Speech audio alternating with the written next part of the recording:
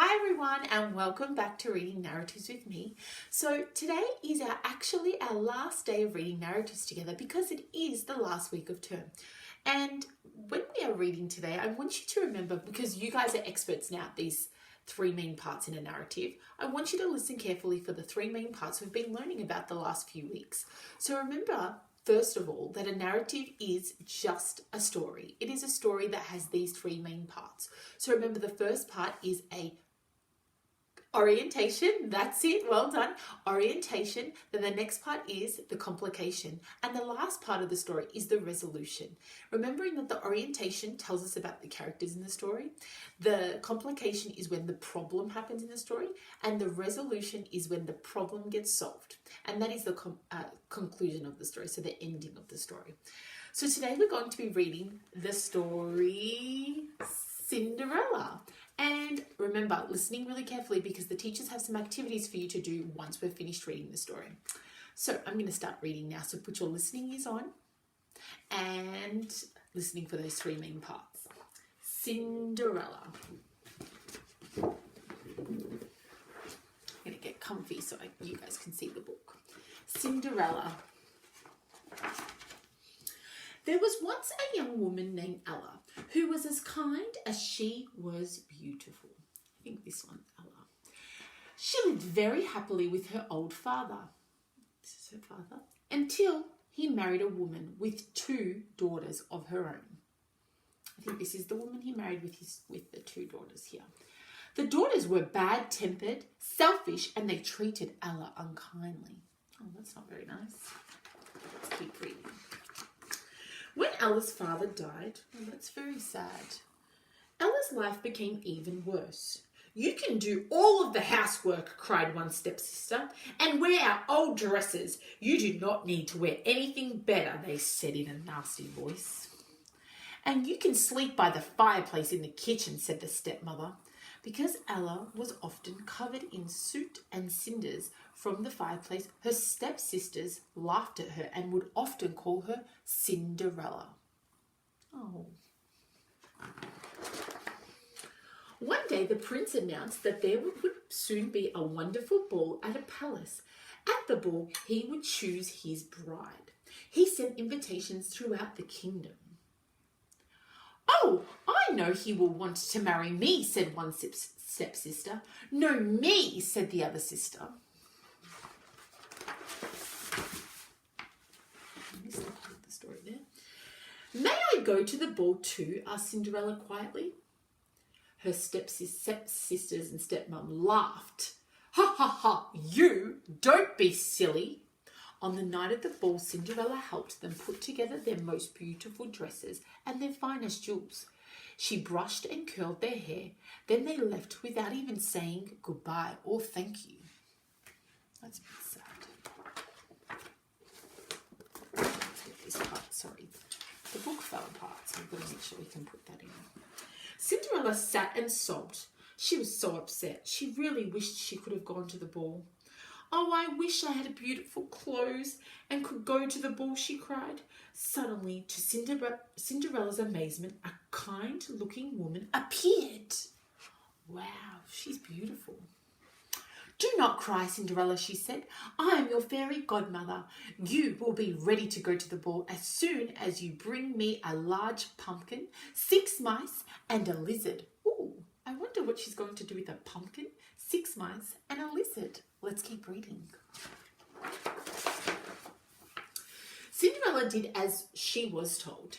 In an instant, the fairy godmother changed the pumpkin into a golden coach, the mice into 6 pacing horses, and the lizard into a handsome coachman. Ooh, wow. She must have a magic wand that does that. Cinderella's old dress became a shining ball gown of gold and silver, and she had these beautiful glass slippers on her feet. "Now you are ready to go to the ball," said the fairy godmother, "but be back before midnight because my magic will end upon the last stroke of 12. When the prince saw Cinderella, he wanted to dance with her all night, and Cinderella was so happy that she forgot the time. She only remembered her fairy godmother's warning as the clock began to strike 12. Cinderella ran as fast as she could to her coach. On the palace steps, she stumbled and one of her glass slippers fell off. Cinderella had no time to pick it up and she ran as quick as she could to leave. She reached home just before the beautiful gown changed back to her old dress. The coach, the coachman, the horses disappeared. Only the other glass slipper remained. Several days later, a message arrived holding the glass slipper that Cinderella had lost at the palace. The prince is searching throughout the land to find the girl who wore this, he said. He is going to ask her to marry him. The stepsisters grabbed the slipper, but no matter how much they tried, the slipper did not fit. Then Cinderella stepped forward. Please, she said, may I try on the slipper? You, laughed the stepsisters. Don't be ridiculous. You didn't even go to the ball. Let her try it on, said the messenger. It can do no harm. Cinderella's foot slid easily into the slipper. What? It can't be hers, explained the stepmother and stepsisters. Imagine their amazement when Cinderella took over the slipper from the pocket and put that on too. She had both slippers, so it had to be her. At that moment, her plain dress turned back into the beautiful gown she had worn the night of the ball. The messenger bowed. Please come to the palace with me. The prince is waiting for you. With great pleasure, said Cinderella. The prince was overjoyed to see Cinderella, and just a few days later, they were married. The stepmother and stepsister were furious and frightened now that Cinderella was a princess. They had to do everything that Cinderella wanted them to do. Instead, after they promised that they would never be unkind again to anyone, so Cinderella, of course, forgave them. They all lived happily ever after, and Alice's stepmother and stepsisters even learned how to do their own housework from now on. Thank you for listening to that story with me. So Cinderella, that's a really popular narrative that I think many of you would have read before. But this story had a little bit of a difference to it. So let's think about it. So at the beginning of the story, Cinderella lived with her dad, her stepmom, and her two stepsisters. And when her dad passed away, which was really sad, when I read that part in the story, it made me really sad. When her dad passed away, her stepsisters became really mean to her and didn't let her do anything. They just made her clean and they made her sleep by the fireplace. And then when they got the invitation to the ball, that was when the problem happened. Cinderella really, really wanted to go to the ball. Like, she was really sad. So that was the first part of the problem. Then the second part of the problem was she didn't have a dress. So the fairy godmother gave her a dress and a carriage and some beautiful slippers to go with her dress. And then the major problem of the story is Cinderella had to be home by 12 o'clock. So she ran down the stairs, and as she was running, she lost her glass slipper.